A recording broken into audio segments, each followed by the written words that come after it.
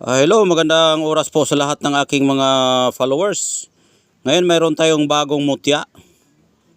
Ito. Bagong-bago lang ito. Araw ng Biyernes ito na kukuha. Ayan. Pero bago ko sisimulan kung anong mutya ito ay huwag makalimot po yung mga baguhan na mag-subscribe, mag-like at mag-share para maka-update din po kayo sa susunod kong mga videos na aking ina-upload dito sa aking YouTube channel. At maraming salamat po sa YouTube channel. Hanggang ngayon ay nandito pa rin tayo. Binibigyan pa rin tayo ng karapatan na makapag-vlog dito sa YouTube channel. Maraming salamat po. Ngayon po ito ay isa sa pinakamagandang mutya na nakukuha sa araw ng Biyernes. Ito ay kakaibang mutya na nakikita natin sa puno ng saging. Ito ay sa puno ng saging nakita na pinamahayan po ito ng langgam na tinatawag na itim na langgam na tinatawag nila na yung may buntot siya na malaki. Malaki yung buntot na langgam na kumbaga sa ano yon, kung sa itaas yung tapurok, pero hindi ito tapurok, yung malalaki lang puwet nila. Ito ay hindi siya mangagat at mabilis itong tumakbo. Siguro naman naka-encounter na kayo dyan sa kabundukan o sa kabukiran na may langgam ganyan, na ang kanyang buntot, malaki yung buntot niya at mahaba yung mga paa at mabilis siyang tumakbo. Ito po ang kanyang mutya. Ayan. Ulitin ko po, ang may-ari ito langgam na malaki yung puwet, na mahaba yung mga paa, mabilis siyang tumakbo.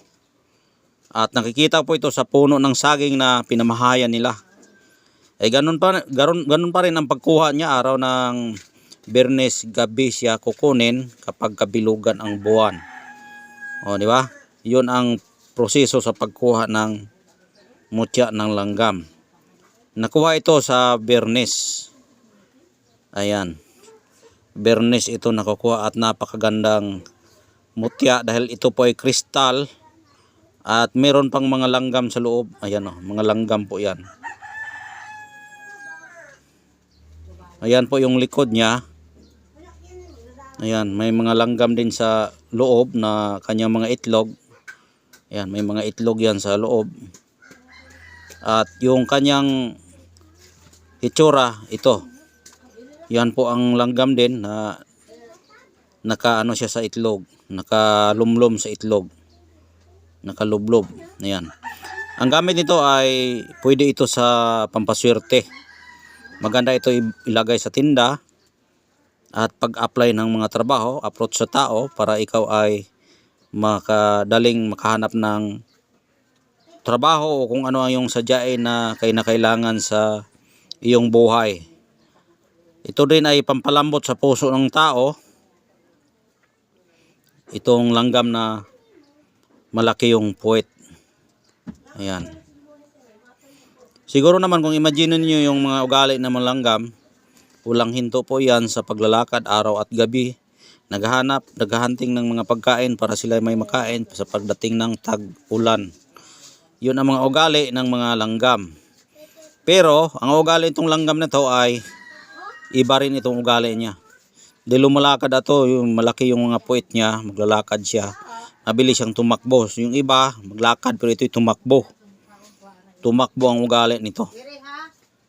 Ganyan pong ugali ng langgam na ito. At ito ay hindi siya mangagat, no? Ulitin ko po, ito ay hindi mangagat. Hindi mangagat itong langgam na ito. Ang kulay nito ay isang itim. Tapos yung mga itlog niya kulay puti. May mga itlog din yung mga langgam pero ang kulay ng langgam na ito yung kanyang itlog puti. Puti. Pati yung mga ano niya, yung mga baby niya, yung mga anak nila, kulay puti yung kanilang mga anak.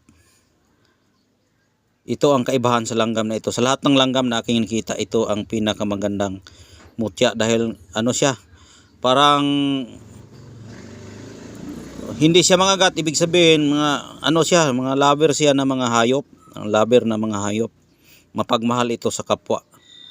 Dahil hindi man siya mangagat, kahit bungkalin mo pa yung lupa, hindi siya mangagat. Dahil iba ang kanilang ngipin. Hindi marunong kumagat.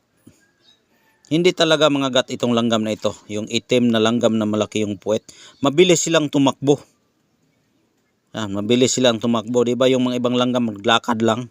Pero ito'y tumakbo ito. At malalaki-laki yung langgam, ganyan kahaba yung katawan nila, ganyan. Nung una, nakita ko ito, nagtataka ako, iba talaga ang itsura at ugali ng langgam nito. Dahil sa araw pa lang sinubukan kung mangagat ba siya. At inaninag ko, hinahanap ko yung kanilang bahay, nakita ko, hindi talaga mangagat. Hindi siya mangagat. Ang kulay niya itim. Malaki yung mga paa nila, mga binti nila matataas, mahaba. Malaki lang ang pinagkaiba. Ang malaki sa kanila yung kanilang puwet at saka ulo. Ulo at saka puwet yung malaki nila, hindi sila mangagat.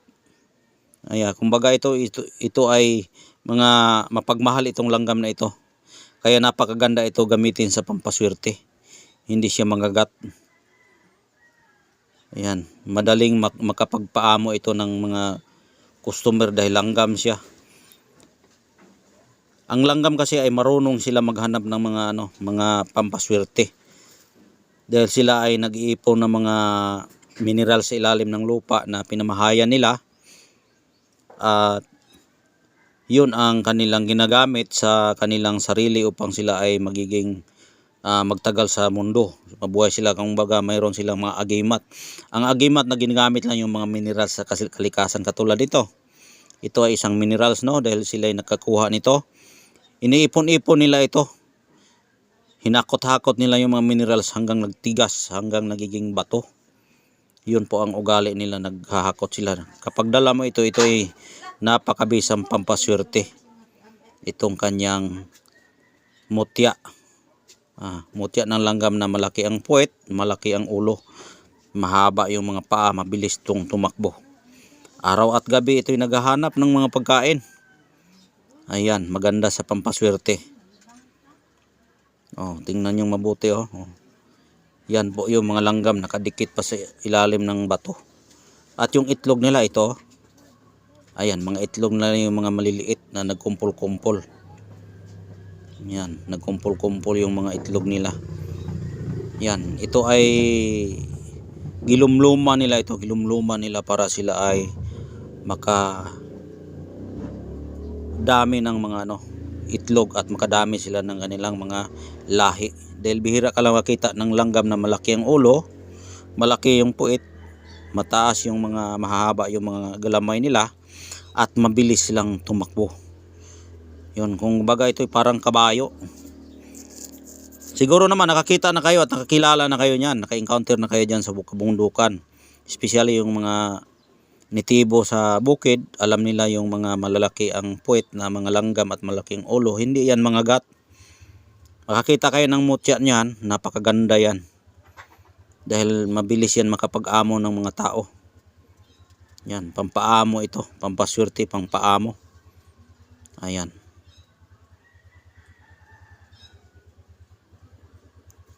Yun ang langgam. At yun lang po ang aking kwento, kung halimbawa man ito'y mapaibig ninyo, magustuhan ninyo, huwag kayong mahiyang magtanong. May iniwan akong number dyan. Yung aking Facebook account, Commander Bugtungan.